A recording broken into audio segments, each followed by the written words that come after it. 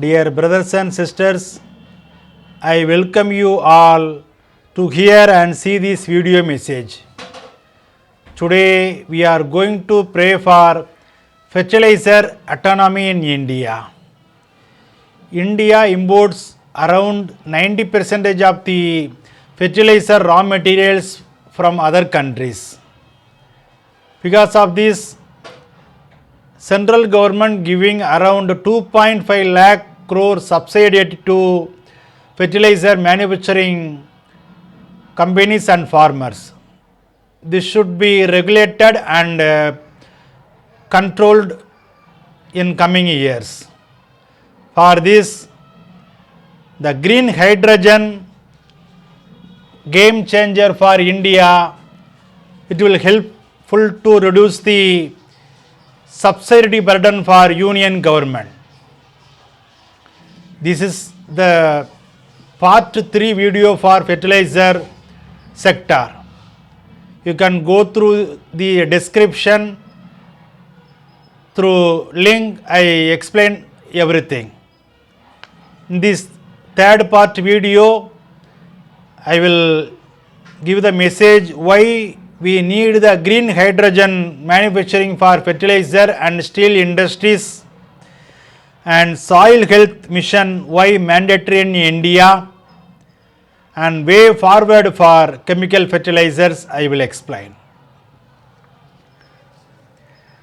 Green hydrogen game changer for India. Demand for fertilizer in India is expected to rise, necessitating additional subsidies and liquefied natural gas imports unless we switch to a cleaner and domestically produced feedstock like green hydrogen.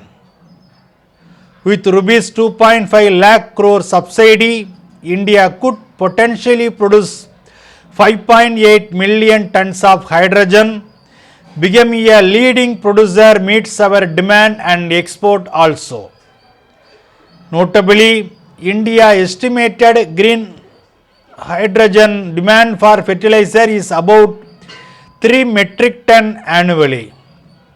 Further, if we divert rupees 1 lakh crore subsidy to fund 2,500 compressed biogas CBG plants, it will produce 25 metric ton of biomanure as a byproduct. At present, hydrogen is generated using fossil fuels, mainly natural gas. This is called grey hydrogen.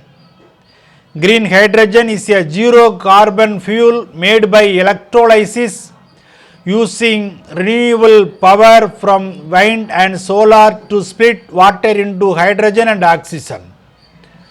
When hydrogen is used as power source, it leaves water as residue without any harmful emissions. Green hydrogen will play an important role in reducing carbon footprint of our economy. The demand for hydrogen reached an estimated 87 million metric tons in 2020 and is expected to grow to 500 to 680 million metric ton by 2050. From 2021 to 21, the hydrogen production market was valued $130 billion and is estimated to grow up to 9.2% per year through 2030. But there is a catch. Over 95% of the current hydrogen production is fossil fuel based, very little of it's green. Today, 6% of the global natural gas and 2% of the global go into green hydrogen production. The race for green energy takes is very important as the ongoing Russia-Ukraine crisis has pushed up energy prices around the world, particularly in India, which imports 80% of its oil and 50% of our natural gas.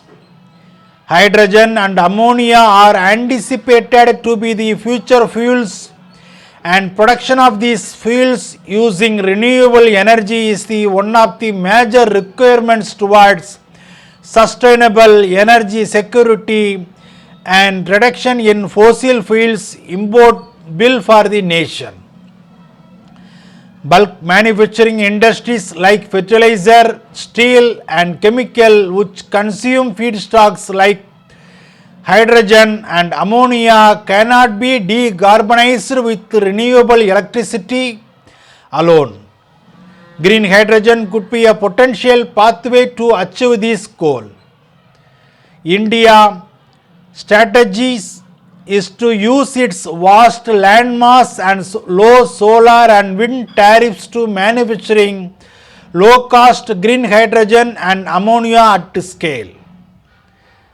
The import dependency for a critical industry like fertilizer highlights a need to transition toward green hydrogen.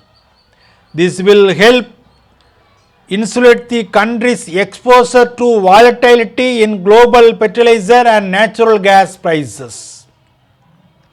Fertilizer industry is one of the largest user of hydrogen for production of ammonia.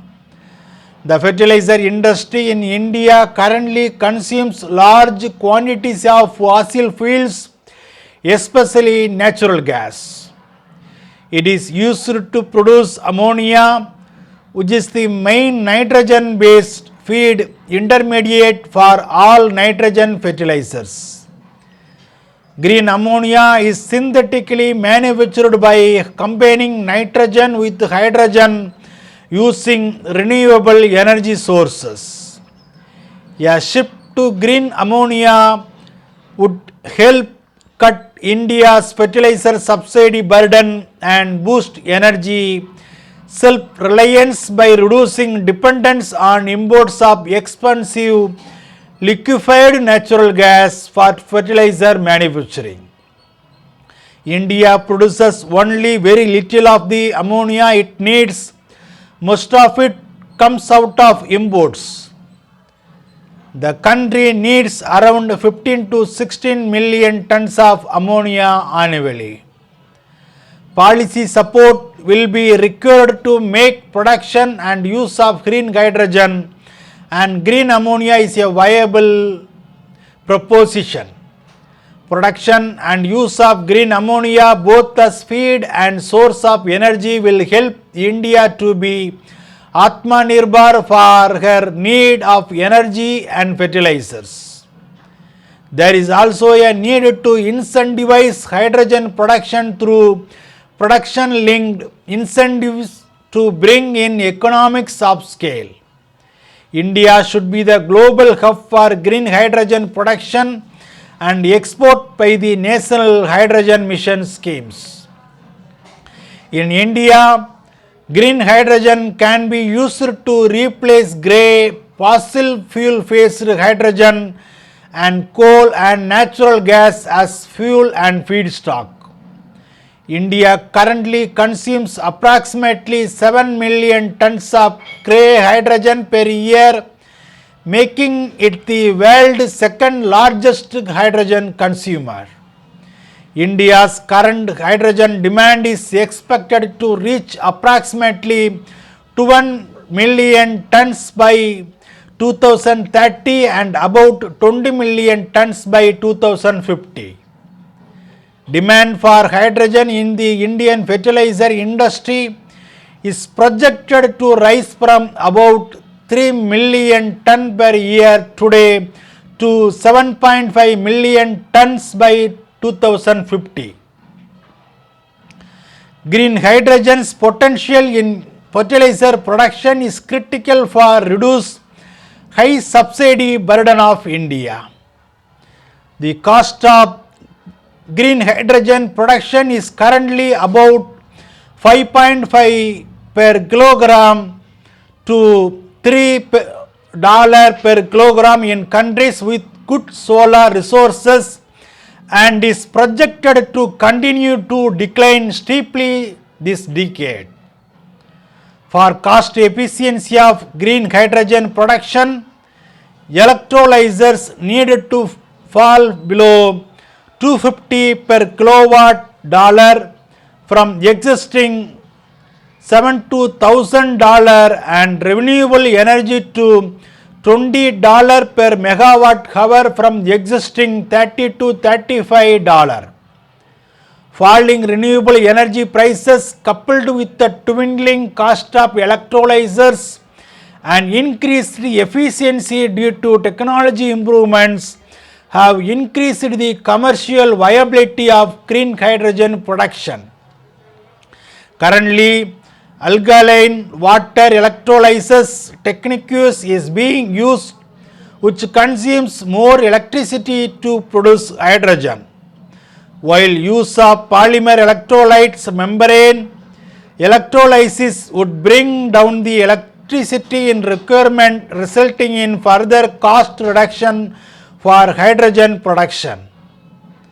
The idea is to make green hydrogen cheaper to make it as low as $1 per kg. According to Bloomberg New Energy Finance, green hydrogen could be produced for $0.70 to $1.6 per kg in most parts of the world by 2050, a price competitive with natural gas. The best way for success in green hydrogen manufacturing to locate renewable solar energy production and hydrogen production facilities together so they can be better integrated in India. Major hurdles for transitioning to hydrogen economy is lack of infrastructure to transport, store and use it as fuel. Green hydrogen can be blended into existing natural gas pipelines, but hydrogen has a high energy density by weight but has a low energy density by volume.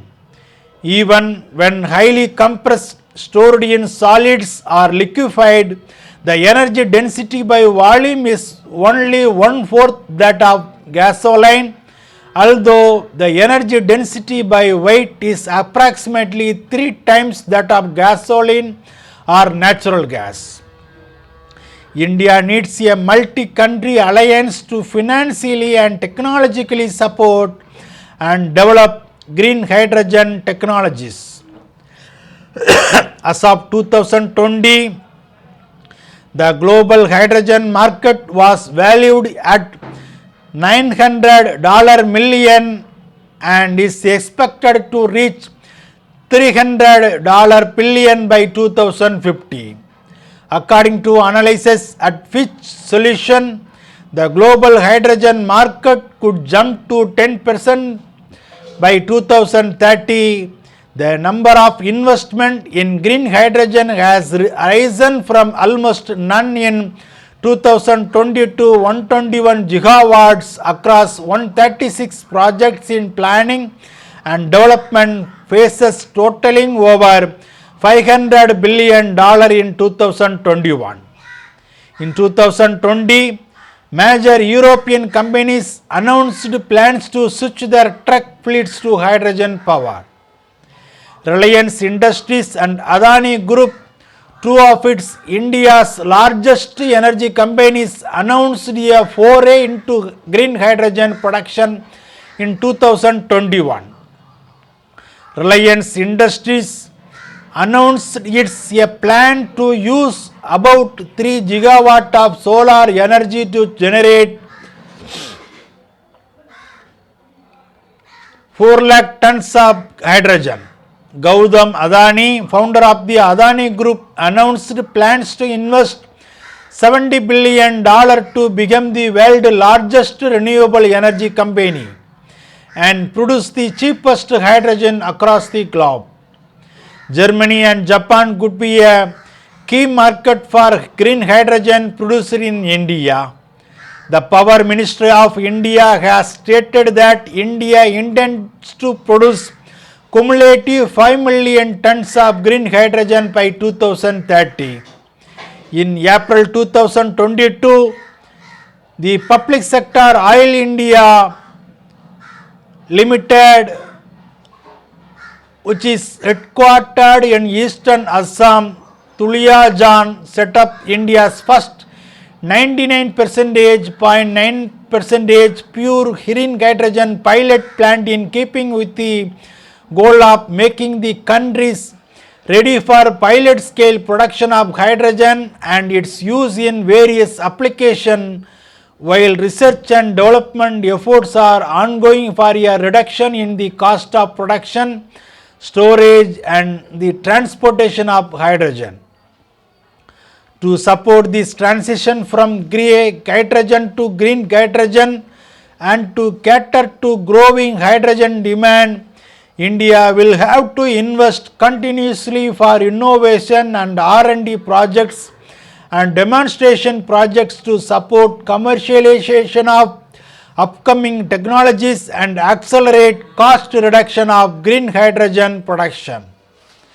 Demand for fertilizer in India is expected to grow, and this will increase the need for further subsidies and LNG imports unless we switch to a cleaner and domestically produced feedstock like green hydrogen and ammonia.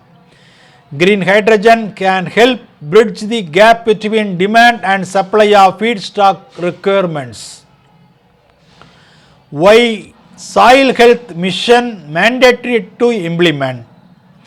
Increased population, reduced length of fallow, deforestation and improper agricultural practices have led to widespread soil degradation in many parts of the developing world. The imbalance and inefficient use of fertilizers has resulted in lowering of nutrient use efficiencies, declining crop response to fertilizers and reduced farm profits, degradation of soil health and accentuation of environmental pollution. This is a challenge to agricultural sustainability and future food security. In order to preserve the agricultural sustainability and future food security, in order to preserve the sustainability of agriculture and safeguard the livelihood of large segments of the rural population in India, there is an urgent need to rebuild soil fertility and so maintain and improve current level of productivity and farm income. In 2014 and 15, the Union Ministry of Agriculture and Farmers Welfare initiated the Soil Health Card scheme as part of the National Mission of Sustainable Agriculture. Soil health can be determined by various physical, chemical and biological indicators. These include percentage of organic carbon, macro and micronutrients and micro and microorganisms present in the soil, its bulk density, water holding capacity and pH value and electrical conductivity. Between 2015 and 19, more than 5 crore soil samples from across India were tested in government approved laboratories to understand the state of the country's soils. The result revealed severe and widespread deficiency of organic carbon and micronutrients in Indian soils. About 80% of the samples were deficient in organic carbon. 97% samples were deficient in available nitrogen. 83% samples were deficient in phosphorus and 71% samples were deficient in potassium. Crop extract nutrients from soil. Replenishment of nutrients is crucial if crop production is to continue in the long run. Soil replenishment can be done through several ways by recycling organic matter or biomass in soil or external fertilizers.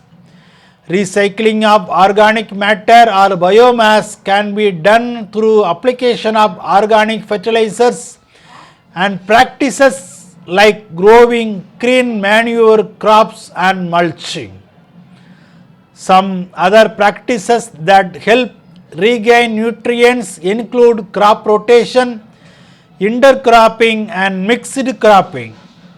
Biofertilizers can enable nutrient mobilization and solubilization in soil. Chemical based fertilizers directly provide nutrients to the soil. Currently, farmers are free to buy fertilizers without limitations. They need not provide soil health card details while purchasing fertilizers.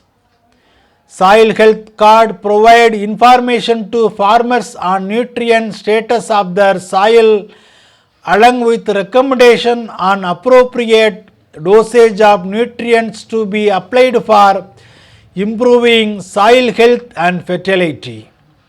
Soil status is assessed regularly every 2 years so that nutrient deficiency are identified and corrective steps taken. Soil health card provides 2 sets of fertilizer recommendation for 6 crops that can be grown in a particular area. Recommendation for additional crops are also given based on the requirement of farmers. Hence, soil health card is intended to encourage farmers to adopt integrated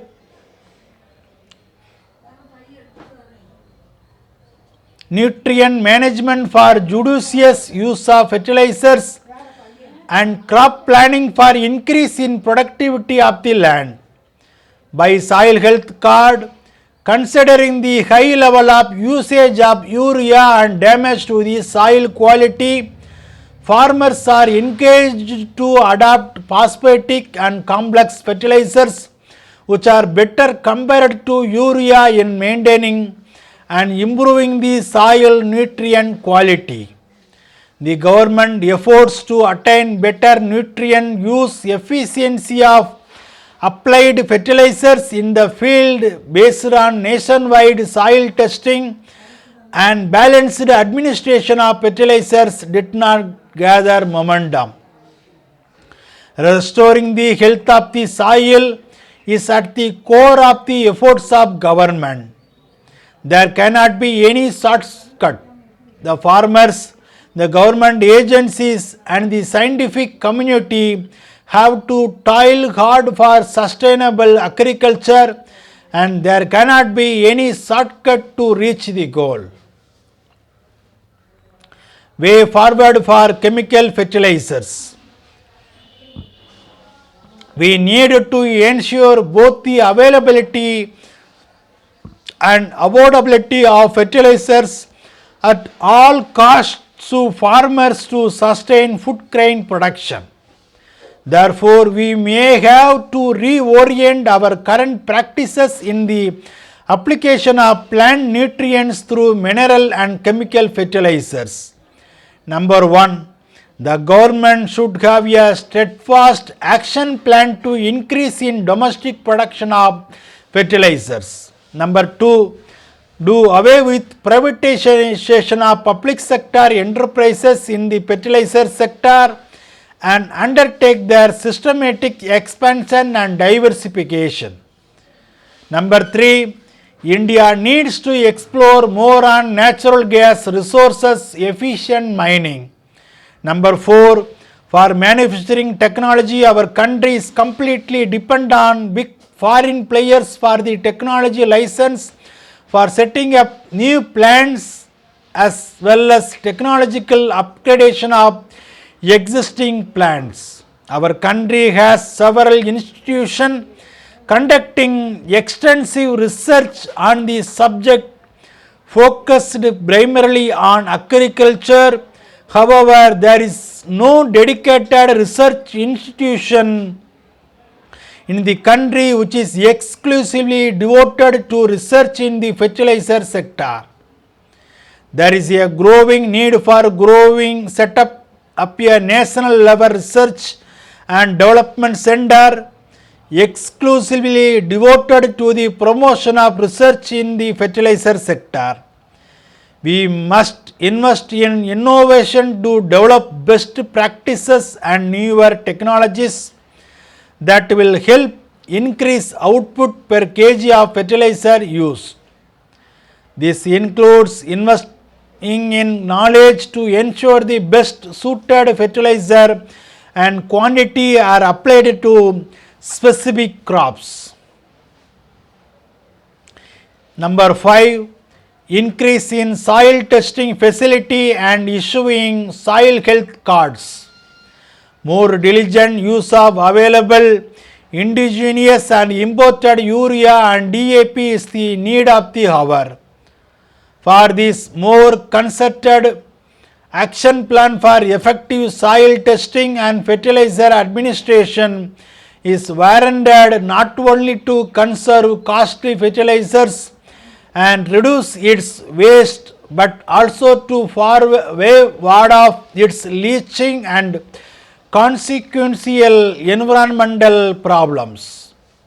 We must also invest in soil health to maximize the effectiveness of fertilizers.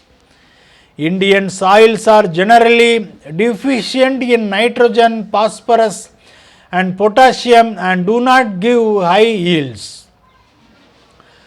Low nutrient content fertilizers such as ammonium sulfate, monoammonium phosphate may be promoted so that there is no excessive nutrient application and the plant absorb almost all the nutrient supplied during the cropping season itself without any wastage. Number 7, have a nationwide program to promote the use of agricultural waste, green leaves and farmlands manure as readily available sources of manure for crops. Number 8, urban and city composite may be given a renewed thrust to meet parts of our nutrient demand. Encourage more and more municipalities and corporations to mandatorily implement such projects. This will render cities and neighborhoods clean. Number 9, try blending urea and DAP with city composite so that better assimilation by the plant is rendered easy. Indirectly, it will reduce the wastage of concentrated fertilizers. Number 10, converting all subsidies into direct benefit transfer in a phased manner. Number 11, tie up with Gulf countries to set up plants. Pooled gas price for urea plants in India is more than 3 times higher than in Gulf countries. So the best way is setting up joint venture in countries where gas price is relatively low. For example, the fertilizer ministry joint venture in Oman which allowed India to import fertilizer at prices almost 50% cheaper. Number 12, digitalization of land records. Without setting right the land records, it will be impossible to transfer the subsidy to beneficiaries or to issue the soil health cards. It will ensure financial benefits for all the stakeholders involved like the Government of India, farmers, fertilizers manufacturers and the public at large. Number 13, there is a need to transition toward domestic feedstock to ensure self-sufficiency and to keep up with the demand for fertilizer in the country. Preferential allocation of natural gas to the fertilizer sector may be restored. Now the sector gets domestic gas after allocation to household consumption and for automobiles. Number 14, the fertilizer industry should be completely decontrolled so that it can operate in a competitive environment.